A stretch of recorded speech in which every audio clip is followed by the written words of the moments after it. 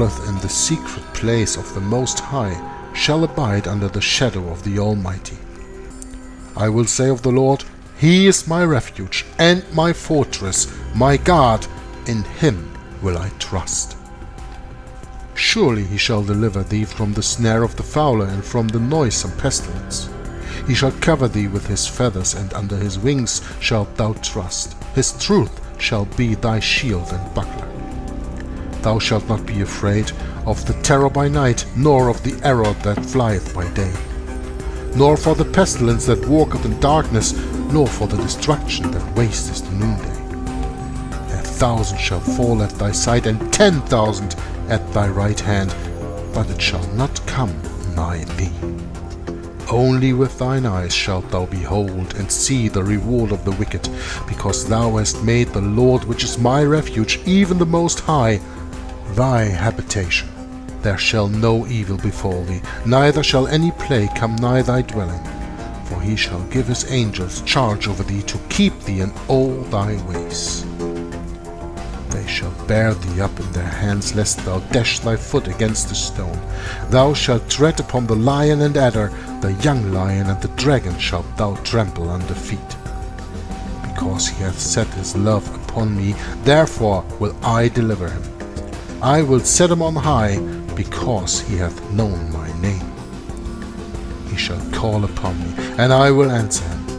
I will be with him in trouble. I will deliver him and honor him. With long life will I satisfy him and show him my salvation.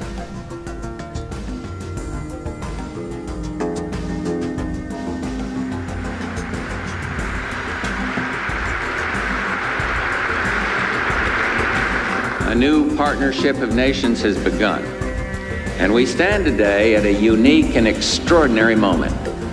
The crisis in the Persian Gulf, as grave as it is, also offers a rare opportunity to move toward an historic period of cooperation.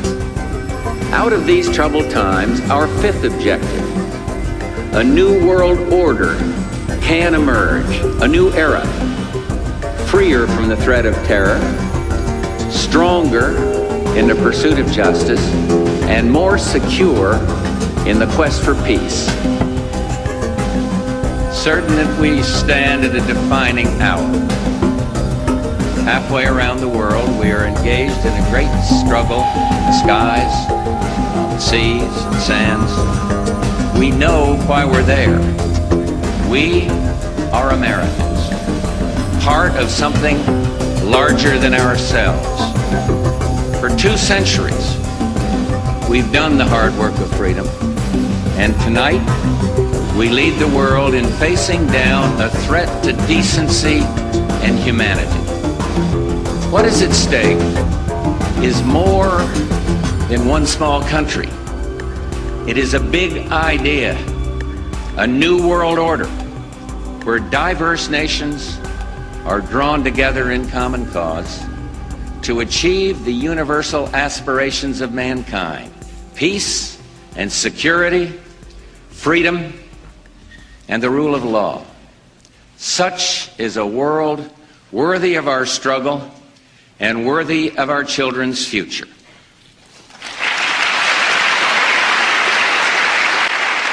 If it is possible, I want to continue to build a lasting basis for U.S.-Soviet cooperation for a more peaceful future for all mankind. The triumph of democratic ideas in Eastern Europe and Latin America, and the continuing struggle for freedom elsewhere, all around the world, all confirm the wisdom of our nation's founders.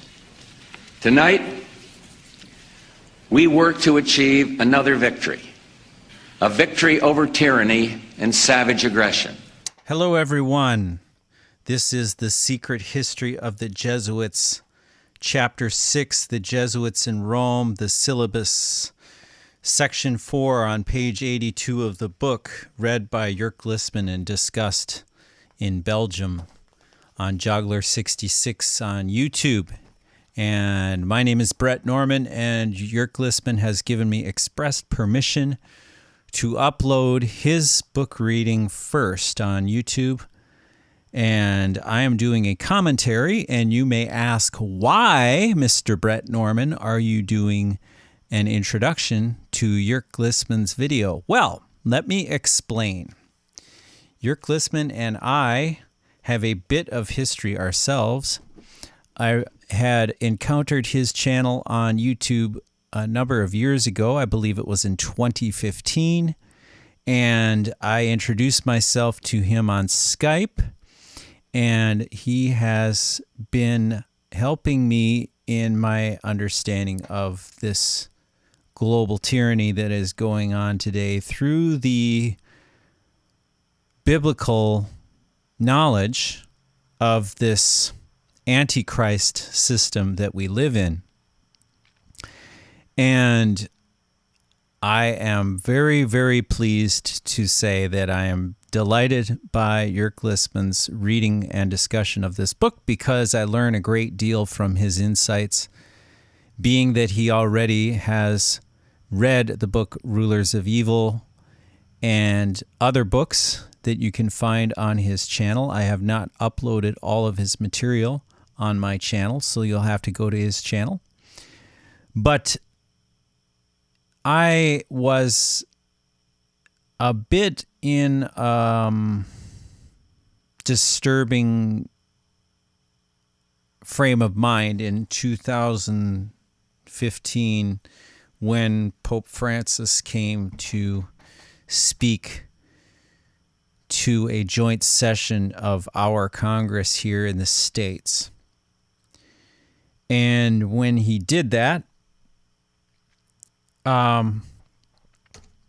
it was pretty obvious that America has been deceived so perfectly that the Jesuits can just waltz right into Congress and give you their agenda in your face, and the people are not even willing to recognize it for what it is. And the leaders of this country really don't understand their history, because if they did, do you think that Pope Francis would be even allowed to speak in Congress? It just goes to show what the signs of the times really are. Once you have studied your scripture and you know how this world works a little bit, then it ought to leave you in shame for this United States of America that we live in today. You know, it's just sad how few people really click into this knowledge of old time that the papacy is the Antichrist of the scriptures of the Bible. And there are movies made about the Antichrist. There are politicians that read scripts speaking of the New World Order. And those are the types of subjects that get a lot of attention. But when it comes down to the battle for the Bible and the truth that has been lost through these papal tyrannies, very few people have the attention span to really grasp it. I'm not saying that I caught on to it right away, but I'm telling you that it's possible for many, many, many more people to catch on to it. And I'm ashamed that our country hasn't caught on to it more, being what's in the press these days and how these priests of the Roman Catholic Church, or rather the American Catholic Church, because we don't call it Roman in the United States. We just call it the Catholic Church. How the priests in the church are allowed to just do as thou wilt with the children. This wicked, wicked world we live in. And you can read about the priest pedophile scandals going on all around the world, and especially now in this very large study that was published in Pennsylvania. But I don't want to spare you any of my ranting time here. Let's get straight to Jörg Listmann's reading. And I want to personally thank him for his help in the brethren here in the United States, those of us that have eyes to see and ears to hear, to listen to what kind of history we have neglected. So, let's continue onward in the study, and I hope you're doing very well today. And to the future, I wish you all the best in continuing with me on my channel in the study. And please feel free to leave your comments, and I'm sure Jörg Listmann will see them as well, and we'll be looking forward to seeing you soon.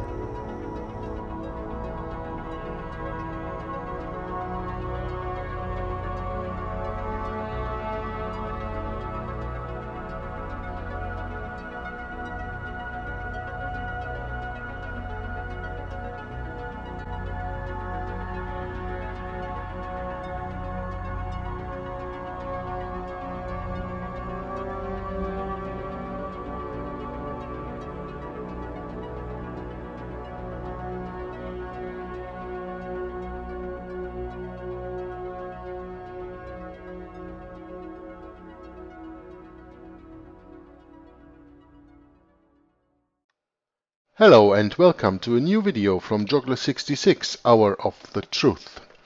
Of course, as you have seen with the introduction, this is another reading of the Secret History of the Jesuits, the book by Edmond Paris that he published in 1975, and that tells us a lot about of these things that the Jesuits really do not want the people to know. Not only Christians, but everyone, because they are hiding from everyone.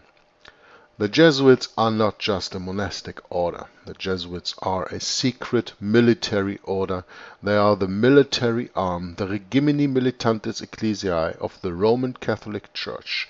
They are the murderers of the Antichrist. Not killing the Antichrist, but killing in the name of the Antichrist here on earth.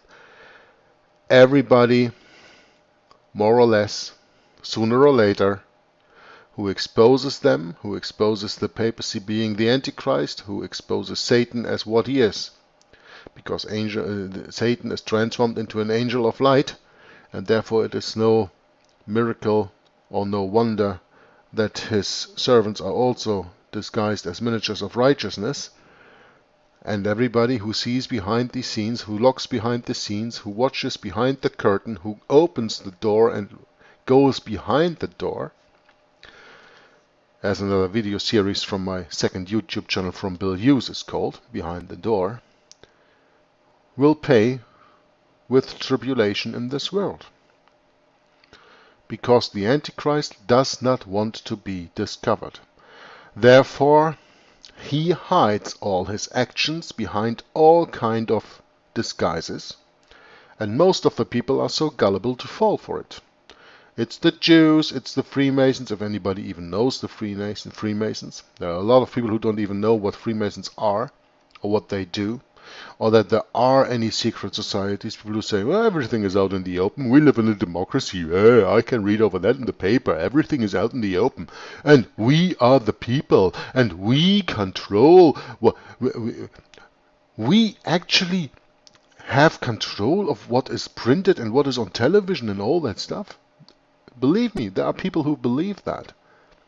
And those are, of course, the most easy people the Jesuits and anybody else can play on. So the secret history of the Jesuits from Edmond Paris is so important because it tells us what's really going on. We get a glimpse behind the curtain. And I want to start this right now with this short little introduction, of course. Today on the 20th of August 2017, we start to read in the next part of the Jesuits. It's still section 4 and called chapter 6 this time, the Jesuits in Rome. And we are speaking about the Syllabus. Okay, the whole chapter is called the Syllabus. What a strange name, Jörg. What does the author mean by the Syllabus? Well, I'm gonna give you a little hint. We are talking about this one. The Syllabus of Errors of Pio IX, or Antichrist Pope Pius IX of 1864, which was published in the same time as the papal bull Quanta Cura that you see in this picture here. Well, we go to that when we start reading. One can read, the author starts, on the PDF page 81 here. I actually have the real physical book and I thought that I was going to read the real physical book, but I decided not to because then I have to make another video after the audio recording. And here I can read the PDF and have the video that I produce right away with it. And you guys are with me, you see me reading and you see the pictures that I put in here, kind of a live video. So I chose for that.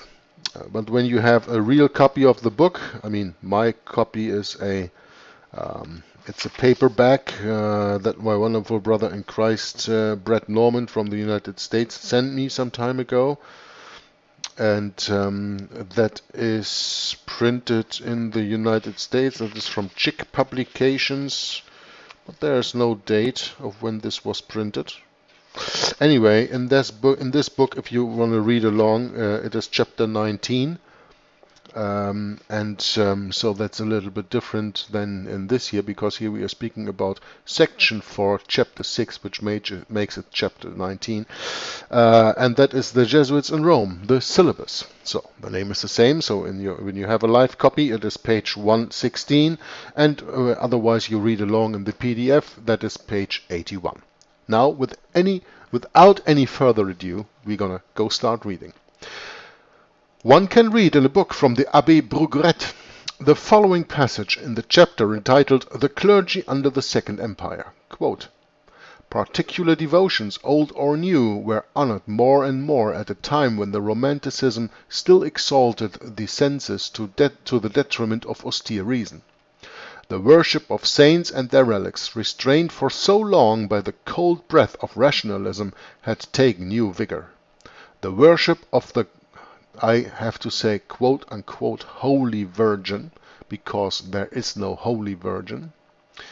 The worship of the Holy Virgin, thanks to apparitions at La Salette and Lourdes, acquired an extraordinary popularity. Pilgrimages to these places, privileged by miracles, multiplied. The French episcopate favored new devotions. It warmly and thankfully welcomed in 1854 the encyclical letter of Antichrist Pio IX, Pope Pius IX, proclaiming the dogma of the Immaculate Conception.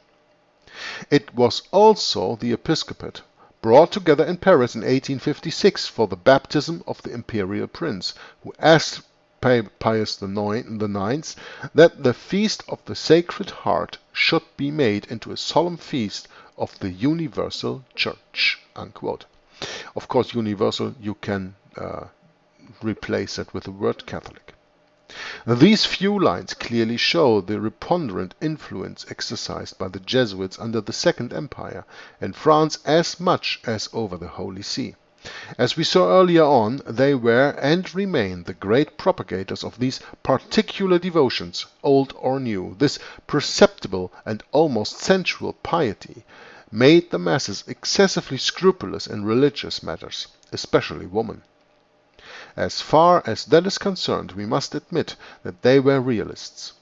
The time had gone already under Napoleon III, when the public as a whole, the learned and the ignorant, took a deep interest in theological questions. Intellectually, Catholicism had ended its career.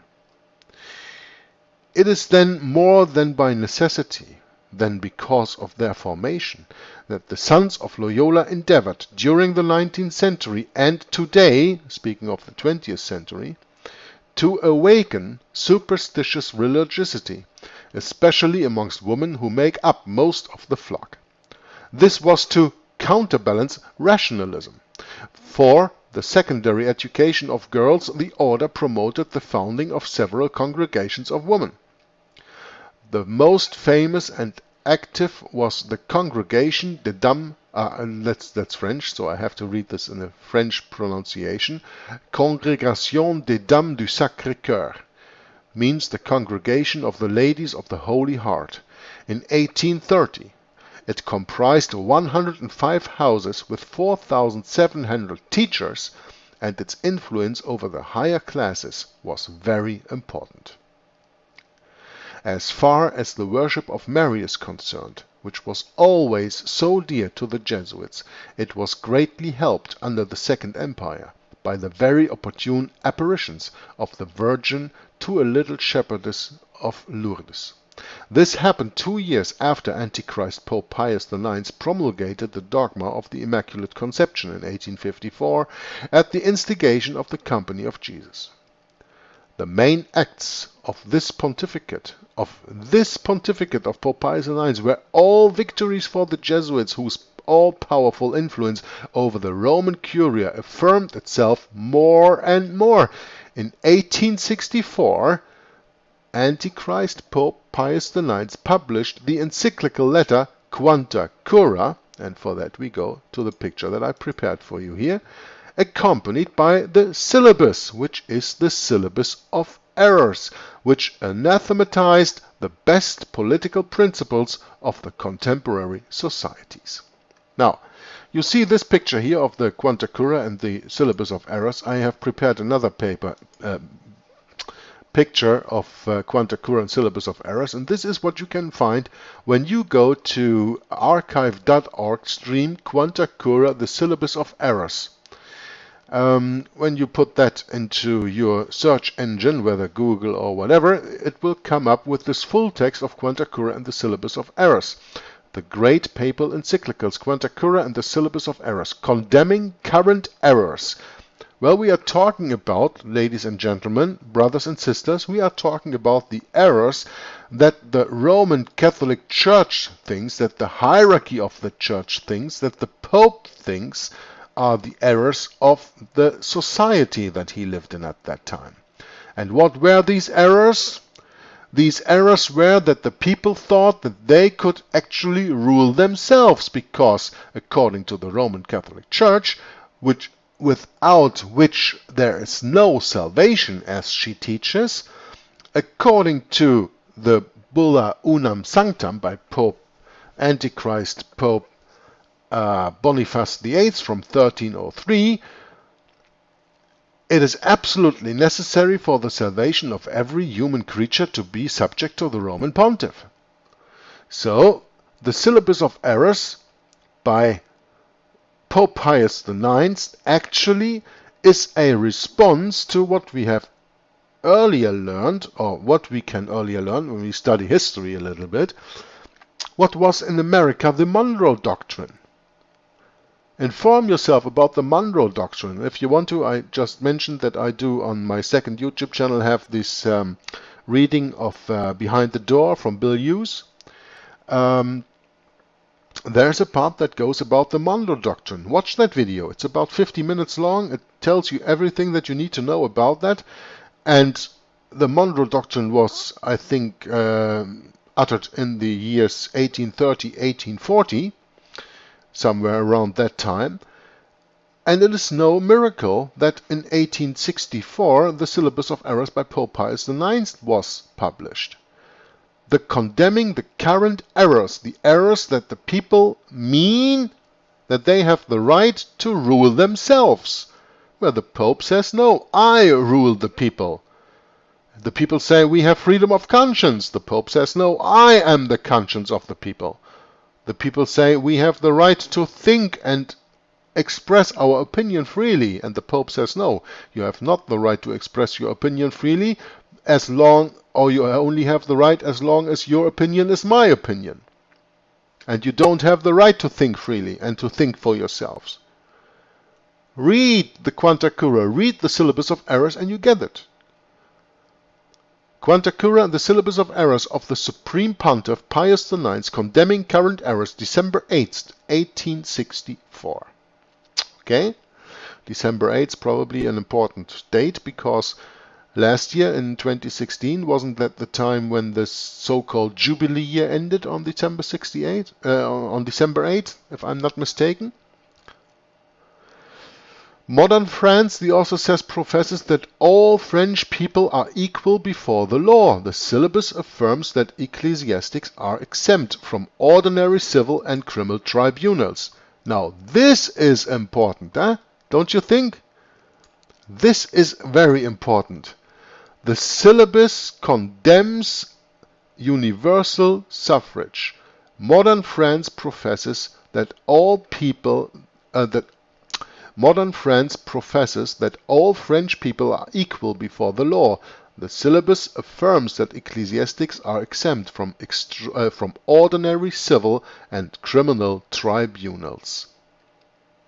Ecclesiastics are exempt from ordinary civil and criminal tribunals. Isn't that interesting? Well, we go to that because that's on the bottom of the paragraph that I still have to read, but you can already think about that. Why is it not possible in the United States of America to grab one of these pedophile priests that have been abusing little children and bring them before the judges? Think about this while I'm reading the whole paragraph here. Anathema on all that is dear to modern France.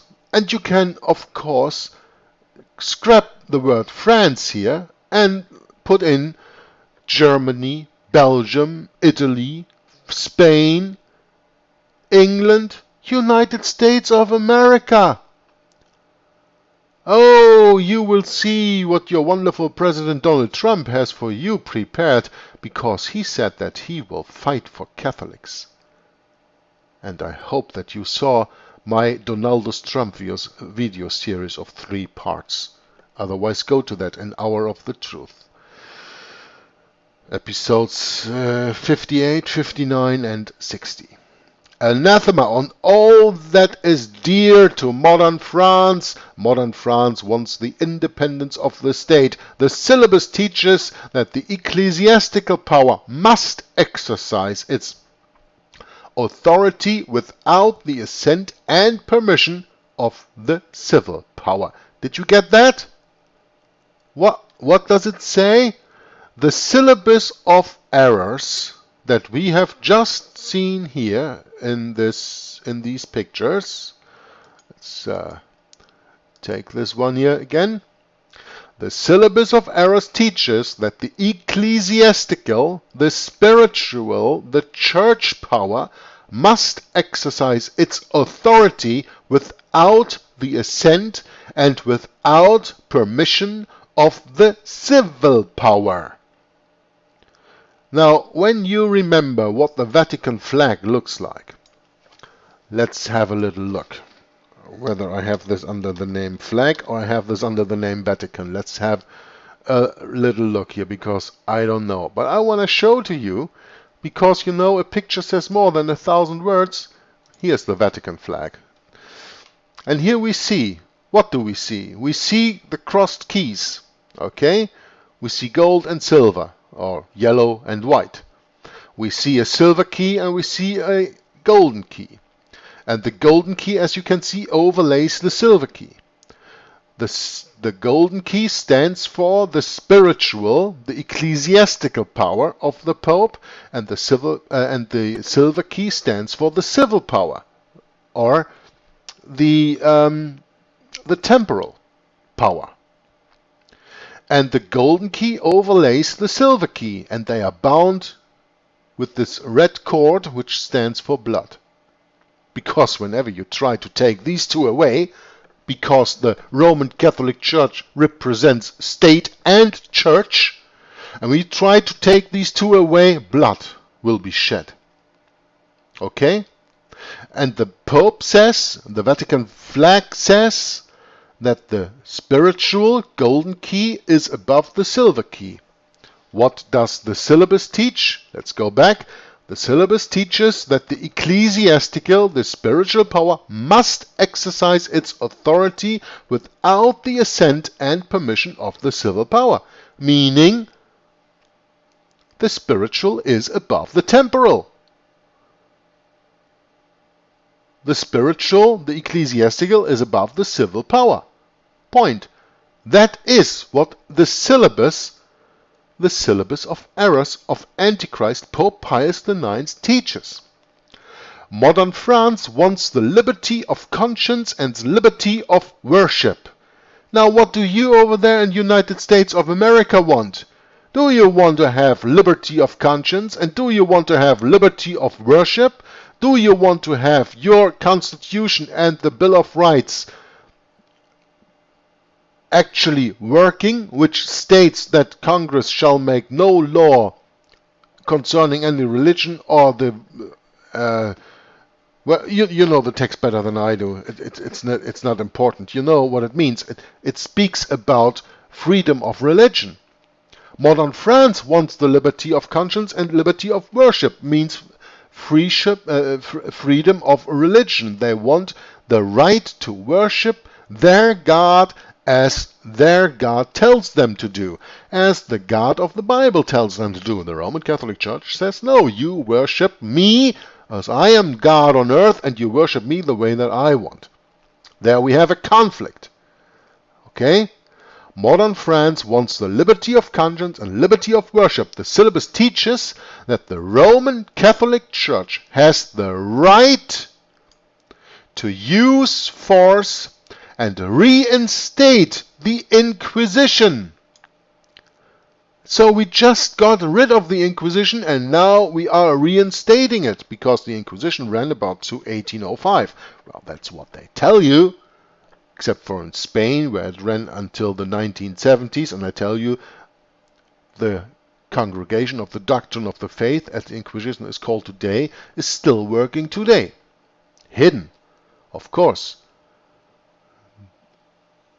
Secret, of course. That's why we are speaking about the secret history of the Jesuits.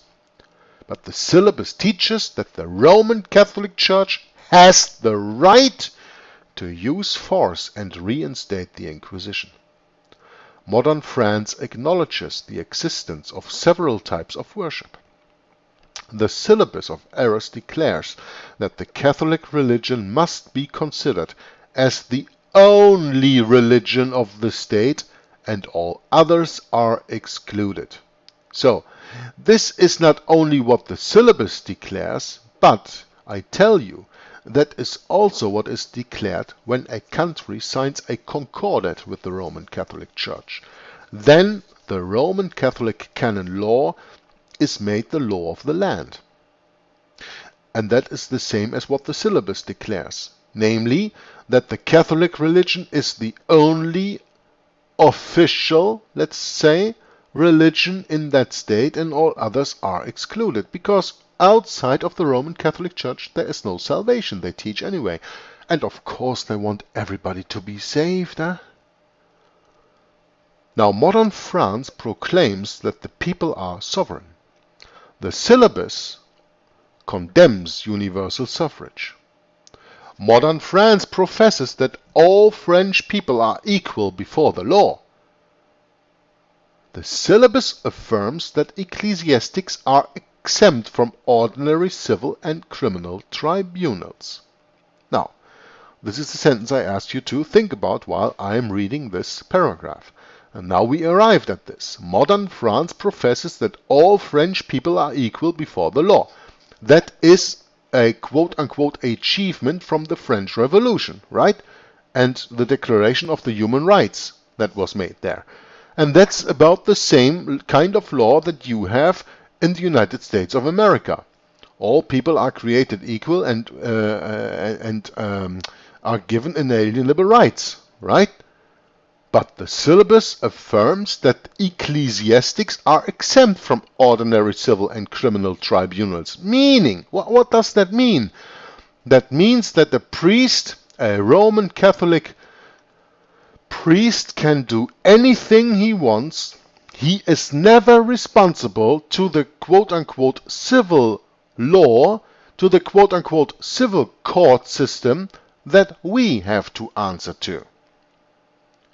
It's like when a priest drives too hard with his car and he has to come before the judge of that, and the judge cannot condemn him for anything. He has immunity.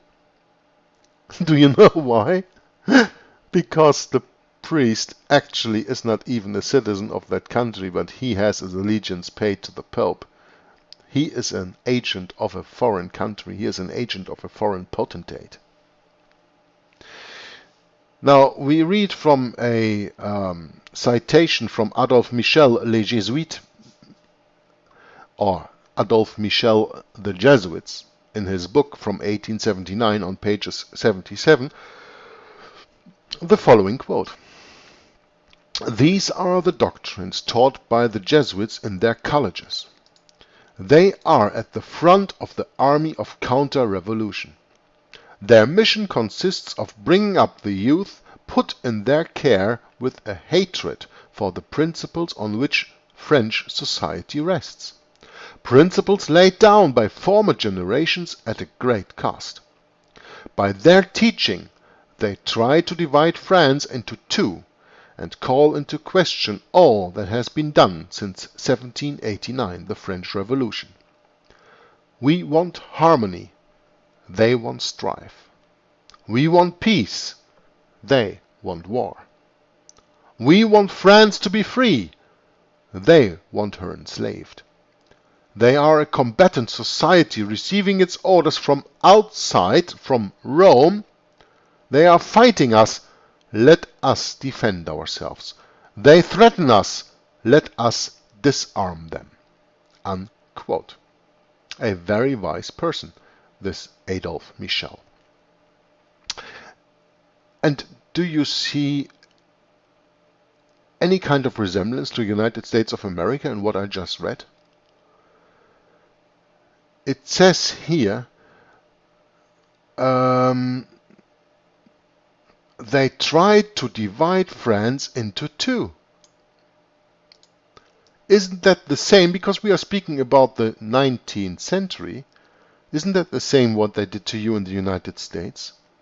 You had a civil war, North against the South. Your young nation was divided into two, and here they try to divide France into two. There's nothing new under the sun, and the Jesuits always act the same way.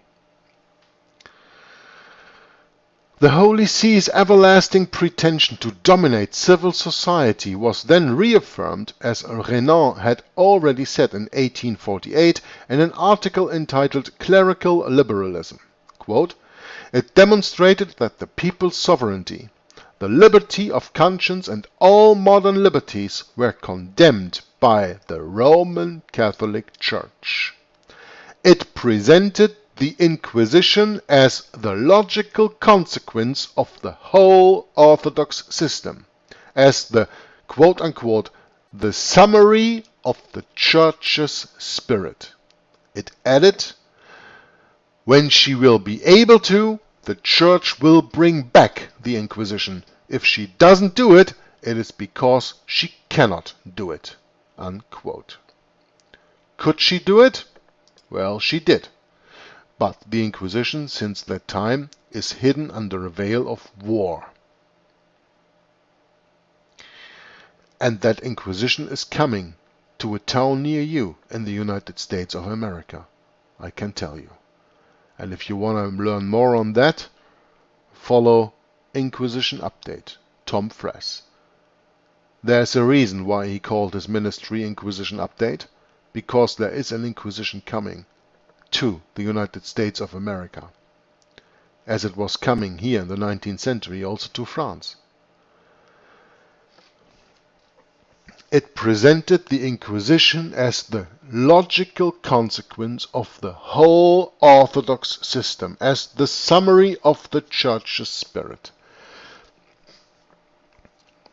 Do you understand what that means? It means that the spirit of the Roman Catholic Church is persecution of everybody who does not adhere to her doctrine, who does not adhere to her teaching, who does not submit to their law, and who does not follow whatever the Roman Catholic hierarchy says and teaches. Everybody who does not go along with the Roman Catholic Church will be presented to the Inquisition in one form or another. And the Inquisition is the logical consequence for the whole Orthodox system. The Orthodox system, we are speaking about the Orthodox Church. That's what they call themselves. So let's be very clear about this, that you get this right. You have, of course, the Western Roman Catholic Church, which is an Orthodox Church, and you have the Eastern Orthodox Church in Russia and Greece and in the Balkans. But the Inquisition is the logical consequence of the whole Orthodox system. Because when you are not part of the Orthodox Church, of the Roman Catholic Church, of the Universal Church, you are anathema. The power of the Jesuits over the Vatican was shown even more strongly a few years after the Syllabus was published, when the dogma of pontifical infallibility was promulgated. And that happened, as we know, on Vatican I in 1870. Okay? The Abbé Brugueret wrote that this dogma was to throw over the tragic years of 1870-1871, which put France into mourning, the brightness of a great Christian hope. Now, from Abbé Brugueret, I know that there is a picture of a work of him, because I was looking at to find a picture of Abbé Brugueret, but I don't find that. So we have to deal with this book that he wrote, L'Art de Mourir, which means the art of dying. Second edition. This is a picture I found on the internet because of the person itself. I did not find any picture in my research. So let's have a look at this, because Abbé J. Brugueret is very often cited by the author Edmond Paris in this book. Throw over the tragic years of 1870 to 1871, which put France into mourning, the brightness of a great Christian hope. What was 1870, 1871? Well, France lost the war against Germany, against Protestant, at that time, Germany, led by Bismarck. And because the Germans won the war, Bismarck was able to found the Second German Reich. So we are speaking here in the 19th century about the Second Empire of France, which in Germany we have the Second Reich after the dissolvement, let's say, of the Roman Catholic, of the Holy Roman Empire of German nation, which ruled for 1,000 years, and then we have the first really German Reich under Bismarck, 1871. This is after that war. Now the same author added, quote, "One can say that during the first half of the year 1870, the Church of France was not in France anymore. She was in Rome, passionately busy with the General Council which Antichrist Pius IX had just called at the Vatican. That council, that First Vatican Council." End quote. According to Monseigneur Pied, this French clergy had completely, quote, "thrown off its own liveries, maxims, and French or Gallic liberties." Unquote. The Bishop of Poitiers added that it was done as a sacrifice to the principle of authority, sound doctrine, and common right. A sacrifice to the principle of authority, sound doctrine, and common right. the First Vatican Council, placed all that under the feet of the sovereign pontiff, made a throne of it for him, and sounded the trumpet, saying, "The Pope is our king. Not only is his will our command, but his wishes are our rules." Now, when you read this, "The Pope is our king," doesn't that remind you of the Bible, where we can read in the time of Jesus that the Jews said, "We have no king but Caesar," because the Pope is Caesar. Oh, you're not sure about that? The Pope is Caesar? Okay, I'm gonna show you a picture where the Pope calls himself Caesar. Okay? So, we have a look at this picture here. All hail Caesar. I'm going to make this a little bit bigger that you can see this. Pope Pius IX, and we were speaking about his Quanta Cura, and we were speaking about the Syllabus of Error. He also published in his Discorsi, Volume 1, page 253, the following, quote, "The Caesar who now addresses you, and to whom alone are obedience and fidelity due," unquote. It's no mistake that I've chosen a picture of Pope Francis I when he entered the United States of America Congress for a joint session of the Congress and the Senate in 2015. That is where this picture is taken, and look at him. All hail Caesar. You see all the stretched out hands that greet him and that want to touch him, that want to have a piece of the Antichrist. He stands for the policy that the Pope, who calls himself the Vicar of Christ, the replacement for the living God on earth, that he is also Caesar. So when you read this, the Caesar who now addresses you, and that comes from the mouth of a Pope, you understand that the papacy in the first place is a political power. The pagan Roman system is never vanished. It's never vanished. It just took on the veil of Christianity to hide itself under the spiritual form. Okay? So, the Pope is Caesar. There's no question about that. The Pope is our king. Not only is his will our command, but his wishes are our rules. Exactly like the Jews said in the time of Jesus when they said, "We have no king but Caesar." This is the result of the First Vatican Council in 1870. Now, a very important point here, my dear brothers and sisters, is that we understand that we have to get off the glasses of the Seventh-day Adventist Church. Because in the Seventh-day Adventist Church it is taught that the 1260 days period of the reign of the Antichrist endured from 538 until 1798.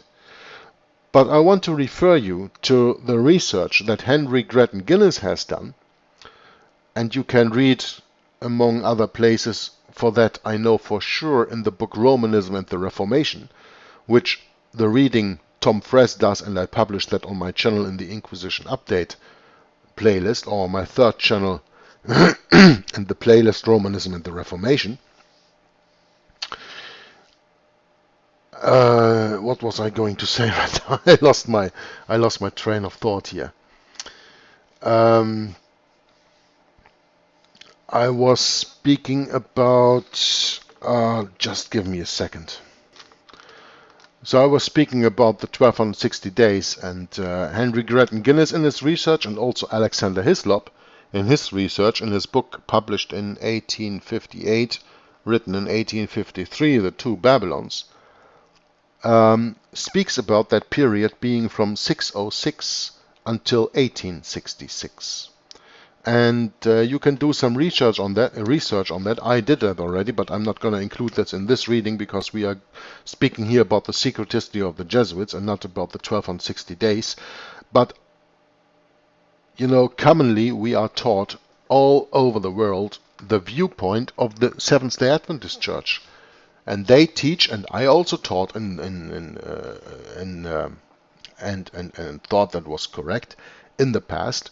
The time 538 to 1798.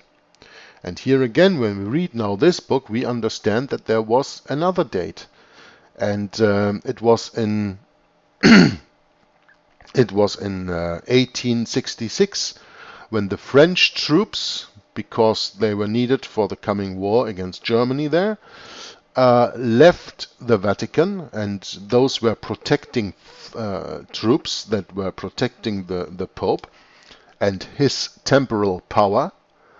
They left in 1866, and in 1870, of course, when we are speaking about here the very first Vatican Council now, that we are talking about here, the Pope lost his temporal power. And because he lost his temporal power, he, of course, was very firm on his spiritual power. And that is the reason why in that very first Vatican Council in 1870, the Pope was declared infallible. You know, the Pope actually was infallible in Roman Catholic clergy point of view forever already. But that had to be made official dogma. And how can you better do that at a time when the Pope has lost the temporal power and is just a spiritual power? He has nothing else to keep him busy with but the spiritual policy of the Roman Catholic Antichrist Church. And that's when he declared himself infallible, which of course is a policy pushed through by the Jesuits that we are speaking about here. The resignation, the author continues, of the whole of a national clergy into the hands of the Roman Curia is clear enough, and because of it, the subjection of the French Catholics to the will of a foreign despot, the Pope, the Antichrist, who, under the cover of dogma or morals, was going to impose on them his political directions without any opposition. The liberal Catholics protested in vain against the exorbitant pretension of the Holy See to dictate its laws in the name of the Holy Spirit. The Abbé Brugueret informs us there had Monsieur de Montalembert published in the Gazette de France an article in which he vehemently protested against those who sacrificed justice and truth, reason and history to the idol they set up at the Vatican. That's a little quote that I'm going to repeat from Monsieur de Montalembert. He protested against those who, quote, sacrifice to the idol, in short or in long, who sacrifice justice and truth, who sacrifice reason and history to the idol they set up at the Vatican. Now, what is that idol in the Vatican that was set up? The Pope. Because the Pope was made infallible. The Pope was actually another time officially declared God. And to him you have to bow down. But because he is not the real God, he is just an idol. Several notorious bishops, such as Father Hyacinth Loison and Gratry, took the same line. The latter, Gratry, not without spirit. Father Gratry said, quote, he published successively his 4 letters to Monseigneur Deschamps. In them he did not merely discuss historical events such as the condemnation of Pope Honorius, who, according to him, opposed the proclamation of pontifical infallibility, but in a sharp and bitter manner, he denounced also the contempt of authoritative Catholics for the truth and scientific integrity. One of them, an ecclesiastical candidate for the doctorate of theology, even dared to justify false decretals before the faculty of Paris, declaring that, quote, it was not an odious fraud, unquote. And Grétry added, quote, even today it is being stated that Galileo's condemnation was opportune. You men of little faith with miserable hearts and sordid souls, your tricks are scandalous. On the day when the great science of nature was praised above the world, you condemned it. Now I have to see what kind of pictures I else have prepared here, except for Brugueret. But I don't think Le Carnul Libre, no. Let's see, I don't know. I prepared some pictures, but we are not quite there yet to see them. So I will just take the picture of the reading of the book, okay? Another quote follows here. Do not be surprised if men, before forgiving you, expect from you confession, penance, deep contrition, and demands for your faults. Unquote. No need to say that the Jesuits, inspiring agents of Antichrist Pope Pius IX, and all-powerful over the Council, the First Vatican Council, as they were all-powerful over the Council of Trent, were not anxious about confession. They were not anxious about penance, contrition, or reparation at a time when they almost reached the goal they had set themselves at the Council of Trent in the middle of the 16th century. At that time, Leines, who was the second general of the Society of Jesus, taking over after Ignatius of Loyola died, at that time Leines already supported the idea of papal infallibility. Yes! Get it? The Jesuits are supporting the idea of papal infallibility from the get-go, from the start. Why? Why, Jörg? Why are they doing that? Well, because they swear their allegiance to the Pope. And they swear their allegiance also to the Black Pope, but in the first place they swear their allegiance to the Pope. So, when the Jesuits control the Pope, and the Pope is to all the world infallible, everything the Jesuits tell the Pope to say is infallible. The Jesuits are infallible. Who does rule when the Pope is infallible, but the Jesuits control the Pope? The Pope or the Jesuits? You answer that question. I can answer it for you, but you can answer it for yourself, right? Leines, the second general of the Society of Jesus, already in the middle of the 16th century, during the Council of Trent, which ran between 1545 to 1563, supported the idea of papal infallibility, because he knew that he had to take control over the Pope. It's like when they say this, you know, when you control the money, you control the nation. Well, when you control the Pope, you control the whole world. Do you know what the dogma of the Jesuits actually is? The Church to rule the Church to rule the world, the Pope to rule the Church, and the Jesuits to rule the Pope. That's their maxim. And that's why Leines already supported the idea of papal infallibility in the middle of the 16th century. Now it only meant consecrating as a dogma a pretension nearly as old as the papacy itself. No other council until then had been willing to ratify it, the papal infallibility. But the time seemed just right then. Besides, the patient work of the Jesuits had prepared the national clergy for the surrender of their last liberties, the imminent collapse of the Pope's temporal power. It happened before the Council voted, called for a reinforcement of his spiritual authority, according to the Ultramontanes. Now this is a very important sentence. Yeah? I hope you agree. I just told you that when we take off the glasses of the Seventh-day Adventist teaching of the 1260 days, 3.5 months. Time, times, and the dividing of time. And don't always look at 538 through 1798, even though the General Berthier went under the command of Napoleon, who was a high-level Freemason and controlled by the Jesuit order that was at that time forbidden, went to the Vatican and kept the Pope captive and took him to France, where he died a little later.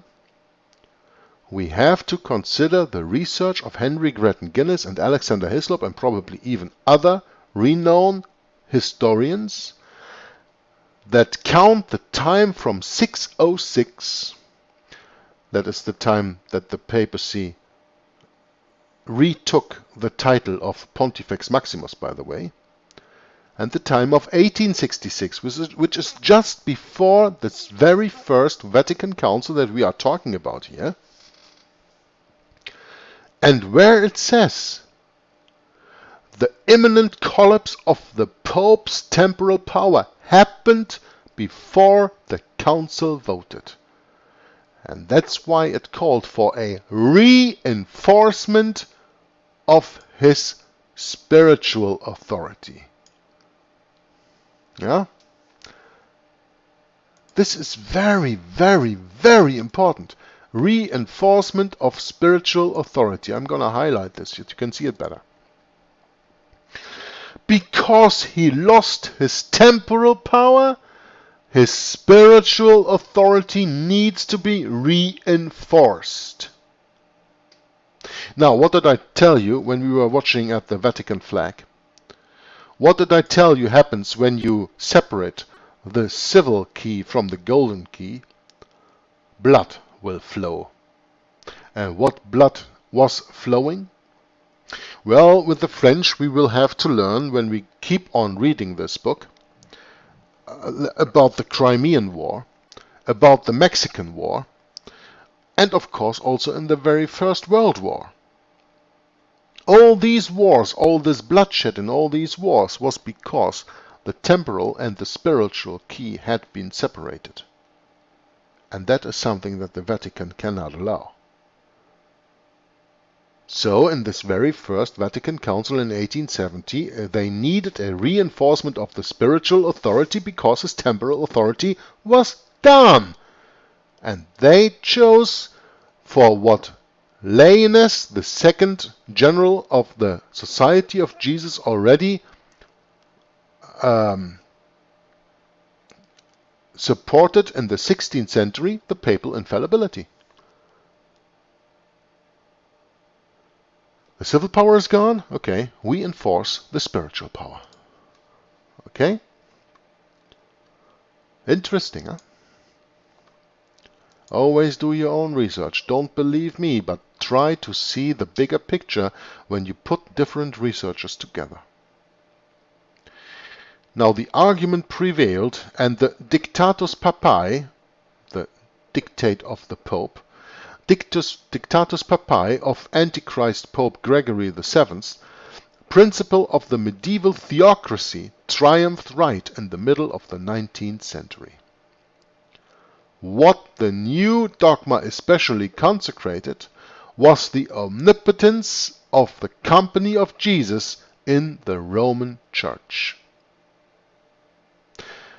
Here you can see, if you didn't see it before, if you do not agree with me when I say the White Pope was already in control from Clement XIII on, the one who reigned before Clement XIV forbid the Society of Jesus in 1773, that there already the White Pope was under the rule of the Black Pope, then you can read this here. What the new dogma especially consecrated was the omnipotence of the company of Jesus in the Roman Church. So when the company of Jesus is omnipotent, it is above the Pope, right?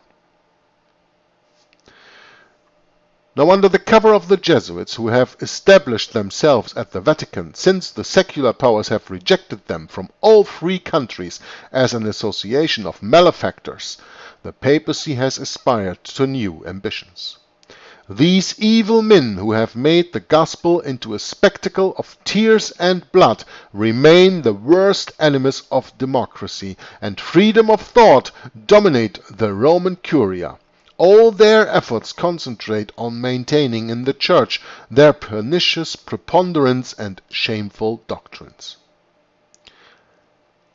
And we continue with another quote from Father Grétry, also quoted by Abbé J. Brugret, which picture of the of his book L'Art de Mourir I put in here.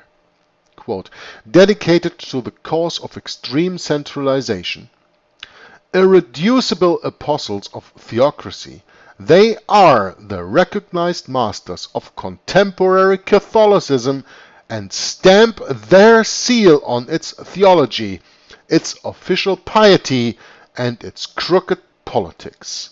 Why didn't I highlight this one? This is a very interesting quote that we can read here from Father Grétry. Dedicated to the cause of extreme centralization, irreducible apostles of theocracy, that's what they are. That's what they think they are, the Jesuits. I like this color. Irreducible apostles of theocracy. What is a theocracy? A theocracy is where you have no reign but God, where you have a church state.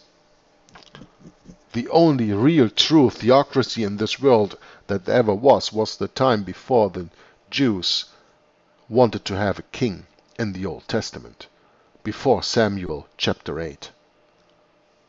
That was a theocracy under the living God, under the Creator God.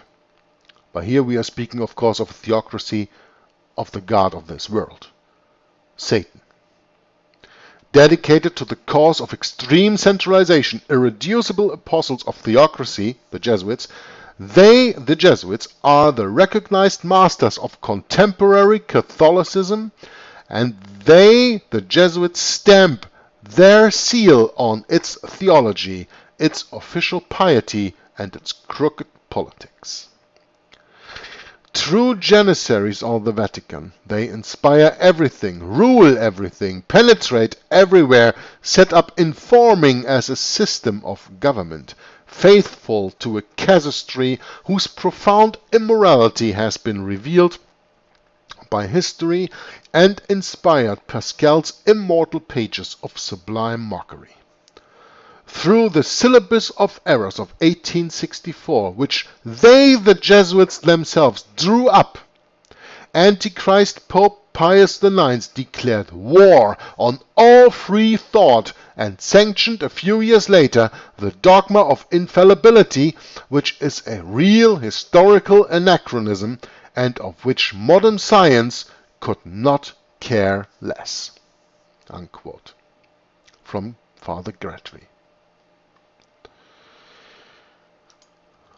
For those who against all probability would persist to see a spiteful exaggeration and disparagement in the lines we just quoted, we cannot do better than present the confirmation itself of these facts, from the very orthodox pen of M. Daniel Robs. This confirmation carries even more weight by the fact that it was published in 1959 under the title The Re-establishment of the Company of Jesus in the Jesuits' own publication Etudes. Now, this is a picture, this is a magazine, a Jesuit magazine that I prepared a picture for. I think I have that here. Etudes. Isn't that here? Here it is. This is Etudes, a Jesuit magazine. Okay? So, we read. Because it is then in a true speech for the defense that we read in Etudes, a Jesuit magazine in France, quote, for the many reasons this reorganization of the Company of Jesus had a considerable historical importance. The Holy See rediscovered this faithful band utterly devoted to its cause and which was to be needed soon after. Many fathers were to exercise during that century and until now a discreet but deep influence on certain dispositions taken by the Vatican. A kind of proverb was even heard in Rome, quote, "The Pope's penholders are Jesuits."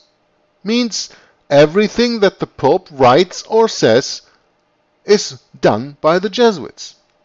Their influence, the magazine Etudes continues, their influence was obvious in the development of the worship of the Sacred Heart as well as in the proclamation of the dogma of the Immaculate Conception, in the editing of the Syllabus of Errors as well as in the definition of infallibility.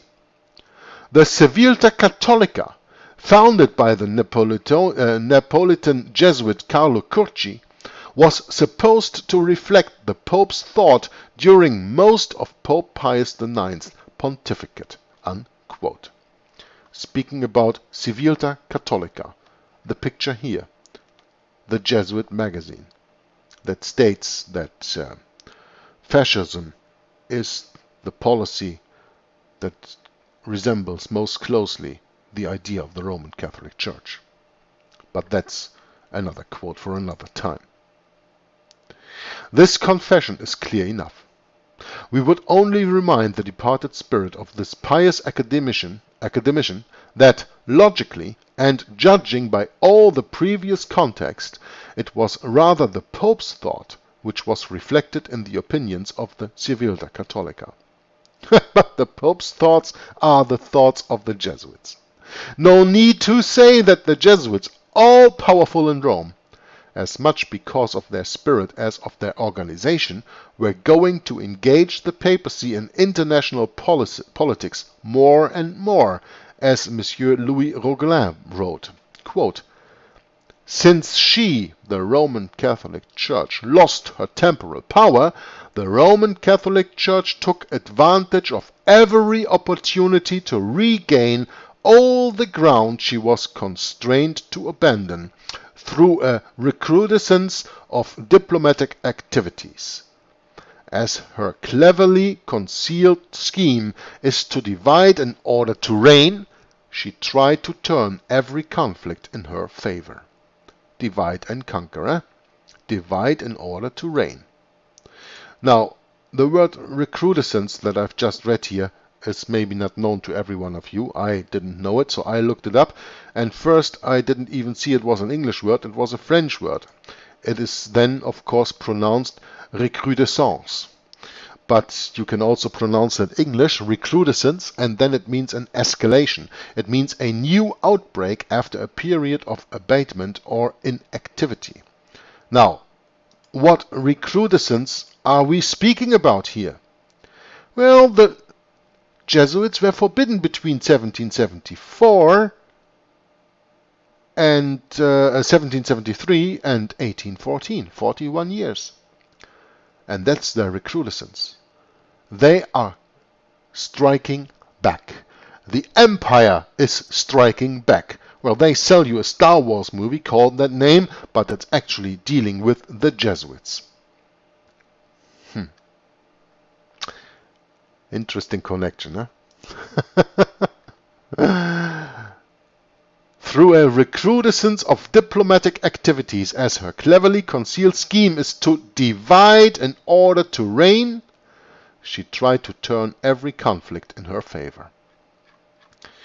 Now, according to the plan of Loyola's subjects, the dogma of papal infallibility greatly favored this action of the Holy See, whose importance can be measured from the fact that most states have a diplomatic representative accredited to it.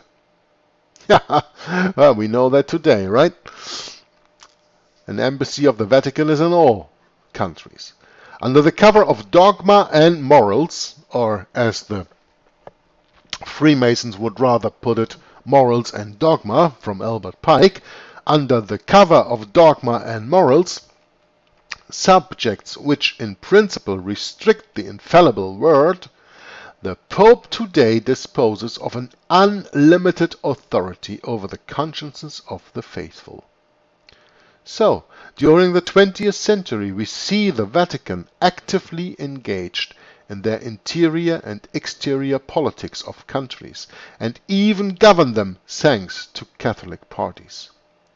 What's more, we will see it support providential men such as Mussolini and Hitler, who, because of its help, will unleash the worst kind of catastrophes. Now, my dear brothers and sisters, we are reading this book and we are to learn from the past. And when here it says, what's more, we will see it support providential men such as Mussolini and Hitler, I want to add the following: and the puppets of the future. Because Mussolini and Hitler were puppets. We saw this already, and if we didn't, we're gonna see that in the future. I can tell you, because I read the German book completely, and we will see that. They're all just puppets. And we have to take into account the puppets of the future, like, for example, Trump, Putin, or even this Kim Jong-un, or whatever his name there in North Korea is. They are all puppets of the Vatican to help achieve what? Well, divide in order to reign, divide and conquer. To achieve that, providential men such as Mussolini and Hitler will unleash the worst kind of catastrophes. We have not seen the worst kind of catastrophes yet. What Mussolini and Hitler did, I tell you, compared to what is coming to us, is playing in kindergarten. Christ's vicar acknowledged profusely the services of this famous society, the Society of Jesus, remind you, which worked so hard and well in his favor. The sons of Satan, as some brave ecclesiastics qualified them, are all tarnished, but they can, in return, boast about the august testimonial of complete satisfaction accorded to them by the deceased Pope Pius XII, whose confessor, we know, was a German Jesuit, Augustin Beer. In this text published by La Croix on the 19th of August 1955, we can read, quote, "The Church does not want auxiliaries of another type than those of this company. May the sons of Loyola strive to follow the footprints of former ones." That's why you have a book from a very renowned author, The Footprints of the Jesuits. I don't know if it's R.W. Thompson, or I don't want to say anything wrong in that regard, but you have this book, The Footprints of the Jesuits. And I was thinking of that when I read this a little earlier on, that the Church does not want auxiliaries of another type than those of this company. The Church only wants auxiliaries of the type of the Jesuits. May the sons of Loyola strive to follow the footprints of former ones, meaning march in their own footprints, so that the way that has been set will be continued.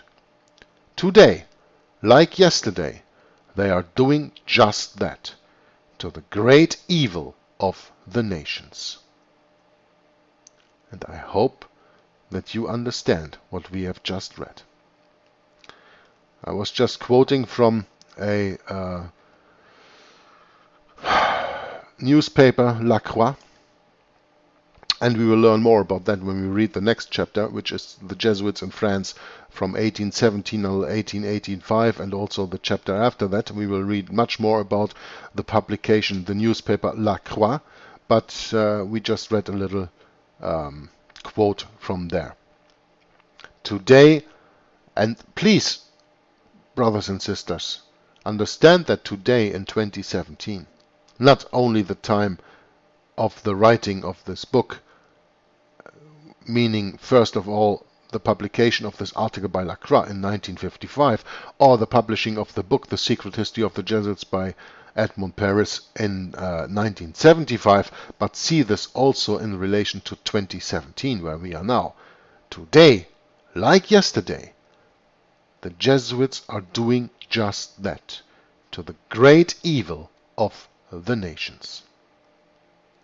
And with that, I want to stop the reading for today. It has been a little over an hour, but I hope it was exciting enough that you kept your attention to it. And of course, you can read along in your own copy of the book. You can read along in the own PDF, or you can try to read along on the screen. I hope the resolution is good enough that you can follow me reading that on your screen. I hope you enjoyed this little new history lesson, and do your own research on the 1260 days. Read Romanism and the Reformation, or follow Tom Fress's book reading on my channel, where I put that up, and you can get that book also for free on the internet, Romanism and the Reformation, from Henry Grattan Guinness from 1887. And also read The Two Babylons from Alexander Hislop from 1853. These historians, that's the most important point that I want to make. These two historians, Alexander Hislop and Henry Grattan Guinness, they were not influenced by the Seventh-day Adventist, like all the teachers, or most of the teachers that run around today, and that you hear and see preaching on YouTube and everywhere else. They are all influenced by the Seventh-day Adventist and their teaching. And sometimes it helps to look not there where the mass is looking, because the mass, the majority, remember, is always wrong. And don't forget to read your Bibles. I want to lay that close to your heart. Do your own studies, do your own research, but next to all the other books, please read your Bible. If any important Bible, of course, my opinion is the 1611 King James Bible. So I want to thank you for watching and listening and commenting on the videos, and I'm looking forward to the next reading when we go into chapter 7 and discuss France between 1870 and 1885, and also the time after that with the Dreyfus affair is becoming a very interesting part of this book, I can tell you. So thank you very much for watching, for listening, and I'll see you next time. Until next time, Joggler66 from Hour of the Truth signing off and says God bless you and bye-bye. Especially I work in dealing with the infiltration of churches and religious institutions as well as government. That cover a tremendous number of institutions. And the purpose of that infiltration was what for? Well, the purpose is what the Roman Catholic system has all the time as her own purpose, is to infiltrate, to penetrate all the areas of life where the Roman Catholic can have control and access for the coming world government. Simply put, this country and this world benefit from your commitment to Jesuit principles, to being men. As a graduate of another great Jesuit institution, Xavier University, I have great affection for the value and purpose of a Jesuit education.